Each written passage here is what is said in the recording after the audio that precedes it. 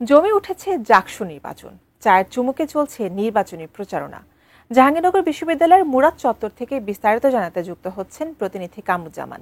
কামরুজ্জামান, আমরা আপনার মাধ্যমে একটু জানতে চাই, ডাকসুর পাশাপাশি জাকসুতেও কিন্তু নির্বাচনী প্রচারণা, নির্বাচনী ভাব খুব জমে উঠেছে। বর্তমানে ক্যাম্পাসের পরিস্থিতি কি দেখতে পাচ্ছেন এবং শিক্ষার্থীরা জাকসু নির্বাচন নিয়ে কি মনোভাব জানিয়েছে?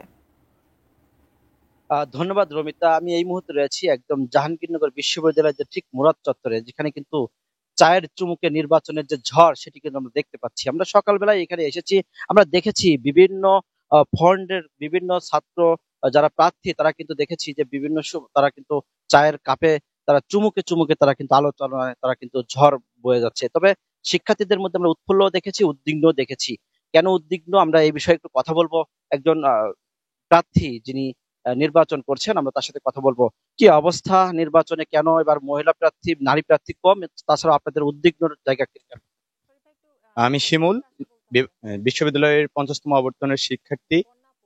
এবারের জাকসু ইলেকশনে আমাদের প্রার্থী যারা হচ্ছেন তাদেরকে অনেকেই ডিহিউম্যানাইজ করার চেষ্টা করতেছেন, যেরকম বলতেছেন বিভিন্ন পলিটিক্যাল পার্টির সঙ্গে গোপনে অ্যালাই করে নাকি স্বতন্ত্র হচ্ছে। আবার মেয়েদের ক্ষেত্রে রাজনীতিতে না আসার যে সামগ্রিক দৃষ্টিভঙ্গি দেখেন পুরো বাংলাদেশের সঙ্গে সম্পর্কিত। কিন্তু বিশ্ববিদ্যালয়ে আমাদের আগে থেকে দেখে আসা কালচারে নারীরা সবসময়ই অগ্রগামী ছিল। কিন্তু এবারে জাকসু ইলেকশনে আগে বট আইডি, ফেক পেজ দিয়ে নারীদের যেরকম হেনস্থা করামূলক যেরকম পোস্ট বা কমেন্ট দেখা যায়, এতে অনেক নারী ভীতু হন যে ইলেকশন করলে আমার নামে এরকম এরকম গুজব রটবে, আমার পরিবারের সমস্যা হবে।